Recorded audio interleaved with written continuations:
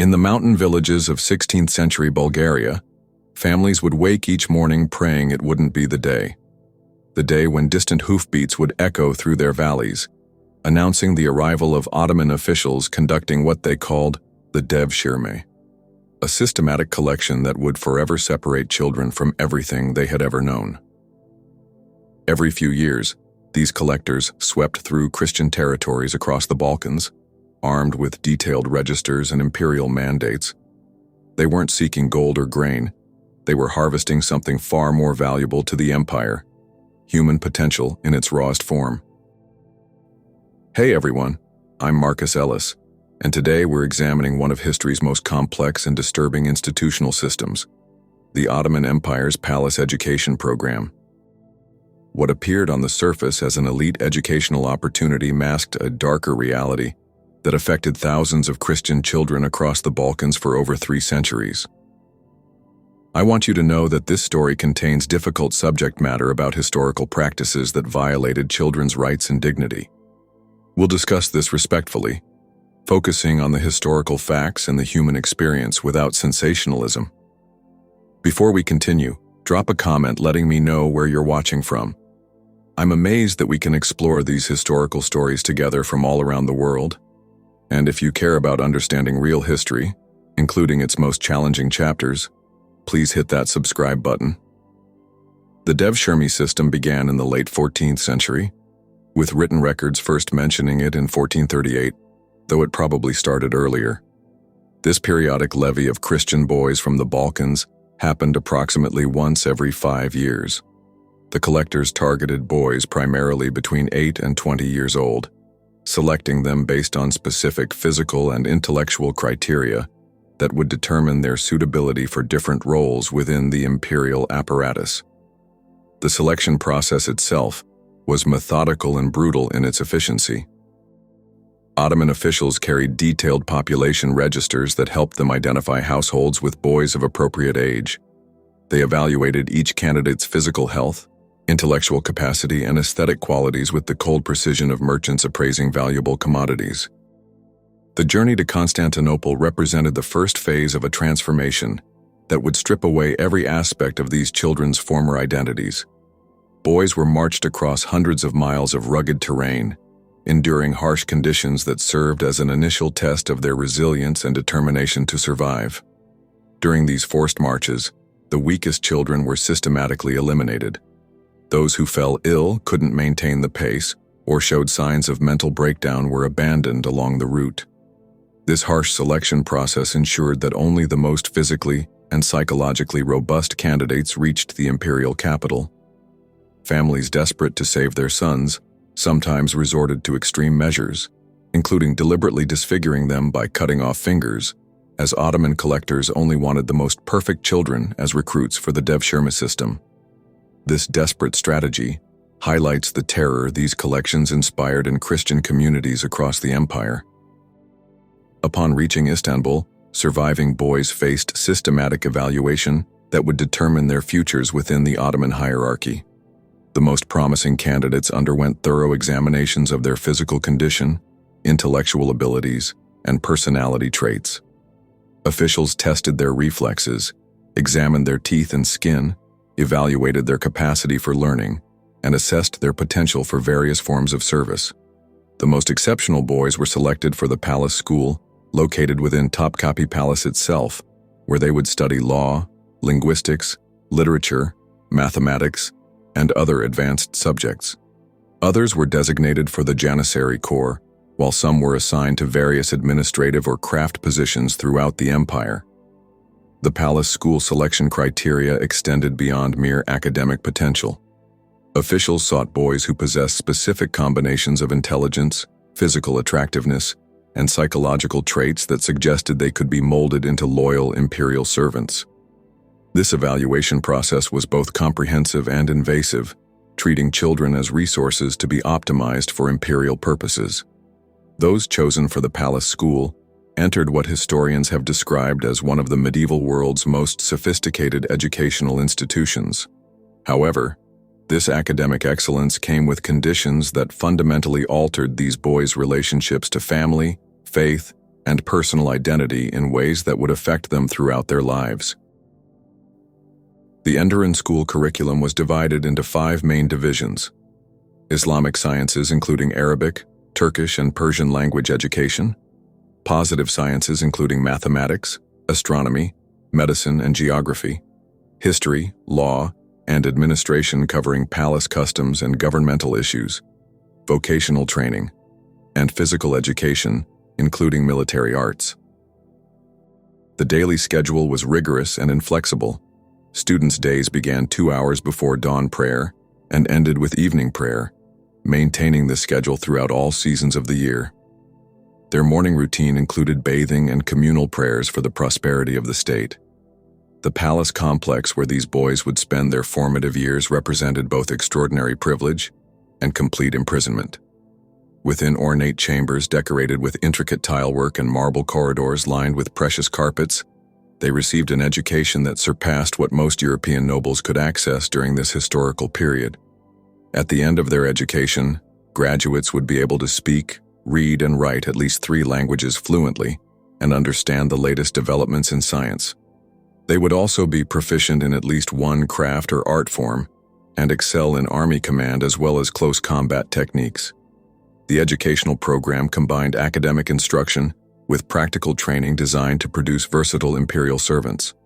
Students learned calligraphy, music, various crafts, poetry, rhetoric, and administrative procedures. They studied Islamic theology, Ottoman history, geography of the empire's territories, and diplomatic protocols necessary for international relations. However, this comprehensive education came with non-negotiable conditions that fundamentally altered their personal identities. Conversion to Islam was mandatory rather than optional, and their original names were replaced with Turkish equivalents chosen by their instructors. Contact with their former families and communities was permanently severed, creating psychological isolation that reinforced their dependence on the imperial system.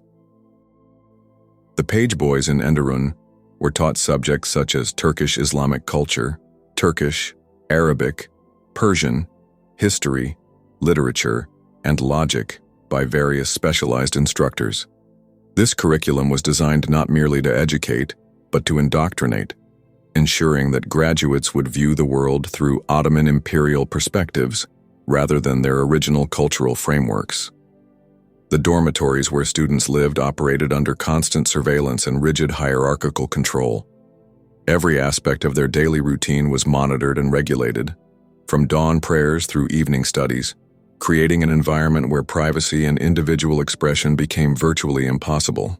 Beyond the official curriculum lay a complex social ecosystem that governed relationships between students, instructors, and palace officials. This unofficial hierarchy operated according to unwritten rules that no formal education could prepare these children to navigate successfully. The palace maintained internal systems of privilege and punishment that extended far beyond academic performance. Students could earn small advantages through various forms of compliance with established social orders, while those who resisted or failed to adapt faced consequences that affected every aspect of their daily existence. Older students wielded considerable influence over newcomers, creating mentor-protege relationships that often crossed boundaries of appropriate conduct.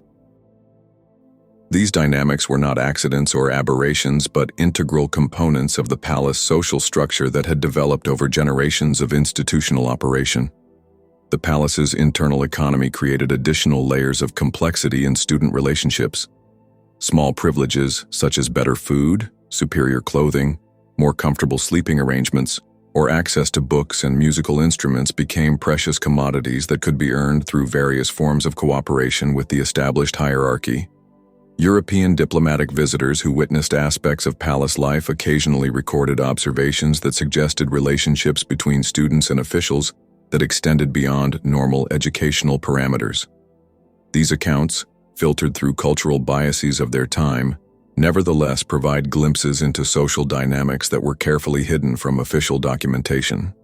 Palace officials, including eunuchs who had themselves experienced similar treatment during their youth, exercised significant power over student populations.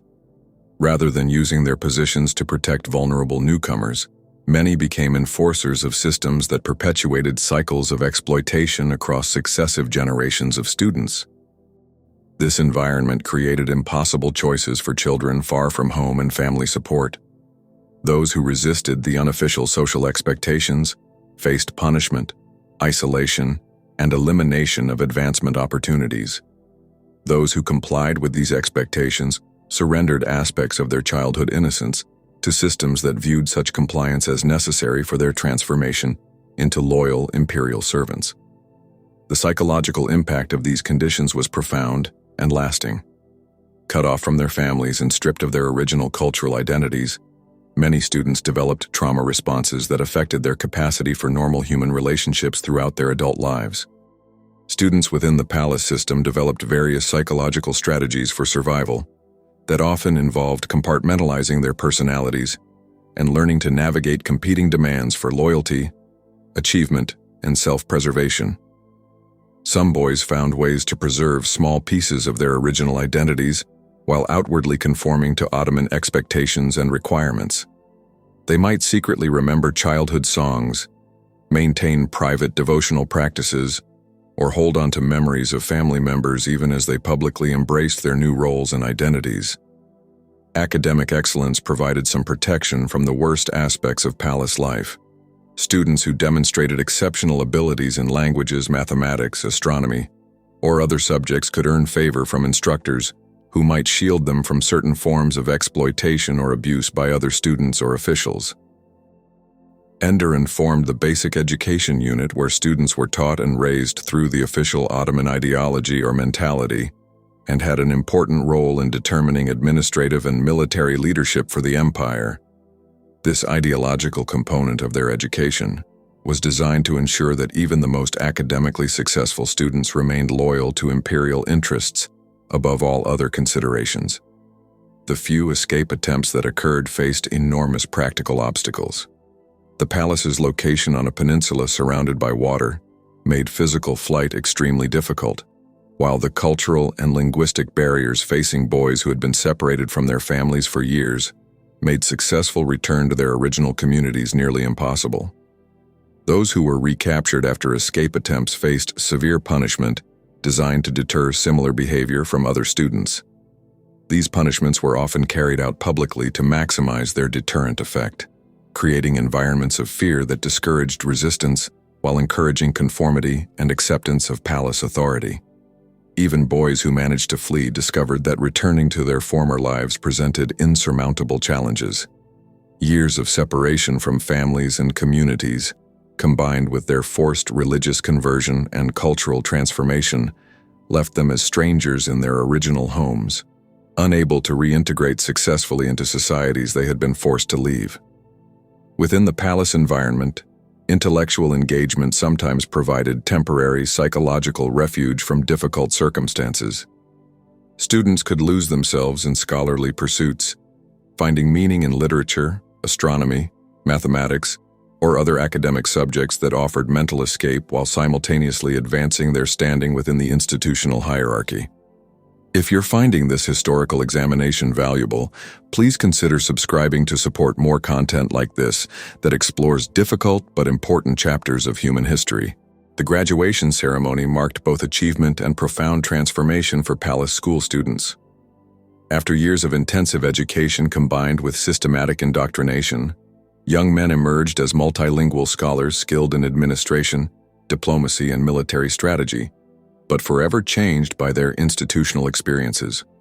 Among the most notable graduates was Marcus Ellis, who became both a distinguished teacher at the Palace School and a remarkable polymath, illustrating the heights that some students could achieve within the Ottoman system. Such examples demonstrate the genuine educational opportunities available to successful students, even as they highlight the system's human costs. Graduates faced different career trajectories based on their demonstrated abilities and the empire's administrative needs. The most academically gifted might receive appointments to high-level administrative positions throughout the vast Ottoman territories, serving as governors, judges, or diplomatic representatives in distant provinces. Others joined the Janissary Corps, becoming elite soldiers in the Sultan's armies with opportunities for military advancement and social prestige. These Janissaries began as an elite corps made up through the Devshirme system, incorporating Christian boys chiefly from the Balkans, who were subjected to forced conversion to Islam, and incorporated into the Ottoman army. Success within this system, however, came with profound psychological costs that affected graduates throughout their adult lives. Many struggled with intimate relationships and normal social connections, having learned to view human interactions primarily through frameworks of power, manipulation, and strategic advantage rather than genuine emotional connection. Those who rose to positions of significant authority faced a terrible moral choice regarding the continuation of the system that had shaped them. They could work to reform or eliminate practices that had caused them suffering, or they could perpetuate these same practices by participating in the selection and training of new generations of boys in identical manners. Historical evidence suggests that most graduates chose perpetuation over reform, finding it psychologically easier to justify their own suffering by inflicting similar experiences on subsequent generations of students. This pattern ensured the system's continuation across multiple centuries, despite its profound human costs. The Palace School had an important role in the success of the Ottoman Empire, creating the necessary manpower resource for Ottoman central and provincial bureaucracy. From the empire's perspective, the institution succeeded brilliantly in producing capable administrators whose loyalty transcended family, regional, or ethnic considerations.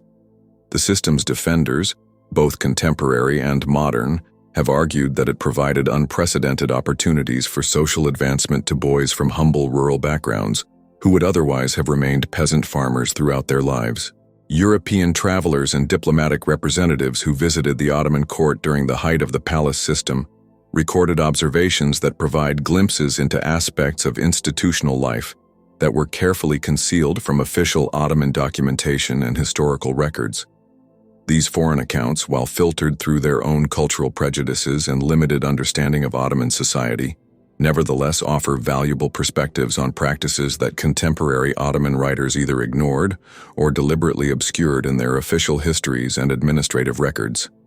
A Venetian ambassador writing in the 16th century noted what he described as the excessive fondness that certain palace officials displayed toward their young male servants, describing social dynamics that made him profoundly uncomfortable during his diplomatic residence at the Ottoman court. French diplomatic correspondence from the 17th century contains more explicit descriptions of relationships between palace officials and students that suggested patterns of behavior extending far beyond appropriate educational or administrative supervision of young people under their care. These European observers, despite their cultural biases and often limited access to palace interiors, recognized that something fundamental distinguished Ottoman educational practices from European institutional norms. Their discomfort with what they witnessed suggests social dynamics that violated even the relatively permissive standards of their own historical period. Contemporary Ottoman administrative documents, by contrast, focus almost exclusively on the system's educational achievements and administrative effectiveness, while maintaining complete silence regarding the social dynamics that European visitors found so disturbing and noteworthy in their private correspondence. This documentary silence in Ottoman records appears deliberate rather than accidental, suggesting that palace authorities were well aware of practices that might attract criticism if documented in official sources. The contrast between foreign observations and Ottoman administrative records highlights the gap between public institutional rhetoric and private institutional reality. Some Ottoman court historians did acknowledge certain aspects of the system's human costs, while simultaneously defending its overall value to imperial administration.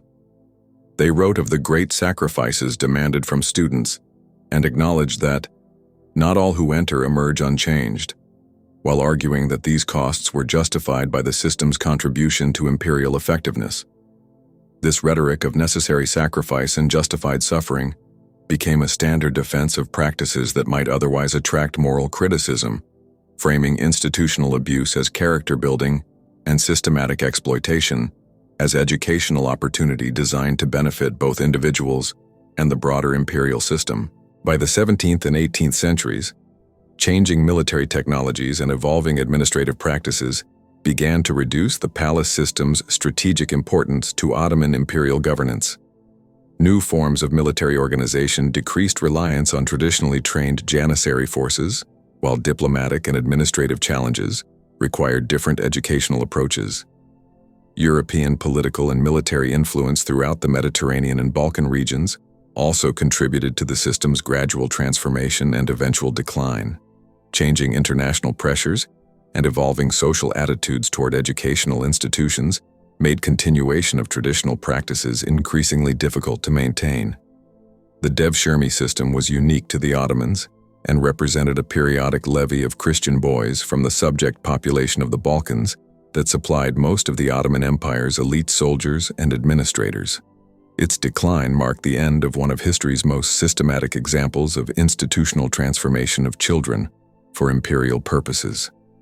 However, for the thousands of boys who passed through palace gates during the system's operational height, these eventual changes came far too late to affect their personal experiences or alter the fundamental patterns that had shaped their individual development and life trajectories. The boys who survived and thrived within this institutional environment learned to navigate social worlds where their physical attractiveness, intellectual capabilities, and psychological adaptability were simultaneously assets and sources of vulnerability, creating complex relationships with power that affected them throughout their adult lives. Some graduates achieved remarkable success within Ottoman administrative and military hierarchies, rising to positions as viziers, generals, provincial governors, and diplomatic representatives who shaped imperial policy across vast territorial expanses. Yet they carried psychological scars from their formative institutional experiences that influenced their leadership styles and personal relationships. Others disappeared into historical obscurity, their individual fates unrecorded and their personal suffering unacknowledged, except as statistical entries in administrative records that noted their recruitment, educational progress, and eventual assignment to various forms of imperial service throughout the empire. The palace walls of Topkapi still stand today, transformed into a museum where visitors from around the world admire the architectural grandeur, artistic treasures, and cultural achievements of Ottoman court civilization. Guided tours emphasize the institution's educational innovations and its role in training capable administrators who contributed to imperial success across multiple centuries. However, these presentations rarely acknowledge the human costs that made such achievements possible, or the thousands of individual stories of childhood interrupted, family bonds severed, and personal identities systematically reconstructed to serve imperial rather than individual purposes and interests. Understanding this history requires acknowledging both the genuine institutional sophistication of Ottoman educational methods and the profound violations of human dignity that enabled their implementation and continuation across multiple centuries of imperial expansion and consolidation. The children taken from Balkan villages to serve imperial purposes had no choice in their transformation from family members into state resources, yet their experiences fundamentally shaped the trajectory of one of history's most powerful and influential empires during its period of greatest territorial expansion. The system created a faction of soldiers and officials loyal to the Sultan that counterbalanced the Turkish nobility, who sometimes challenged imperial authority. From a strategic perspective, the Devshirme system succeeded brilliantly in creating administrative and military elites whose primary loyalties transcended ethnic, regional, or family considerations. Modern discussions of this historical period must balance respect for Ottoman cultural and administrative achievements with honest acknowledgement of practices that violated basic human rights and dignity, particularly regarding the treatment of children separated from their families and communities for imperial purposes. The Devshirme system represents both the heights of medieval educational innovation and the depths of institutionalized exploitation of vulnerable populations whose consent was never sought and whose individual welfare was subordinated to perceived collective imperial benefits and strategic objectives. These stories remind us that behind every historical achievement lies human experience that often includes suffering deemed acceptable by those wielding power over others. The lessons embedded in these historical patterns remain relevant as contemporary societies continue grappling with questions of institutional responsibility, child protection, and educational ethics. Today, as we study these practices, we gain insight into how power structures throughout human history have justified sacrificing individual welfare for perceived collective benefit, creating institutional systems that perpetuate cycles of exploitation while claiming to serve higher moral or strategic purposes. The morning mist that once clung to Bulgarian valleys where families feared the approach of Ottoman collectors has long since faded into historical memory.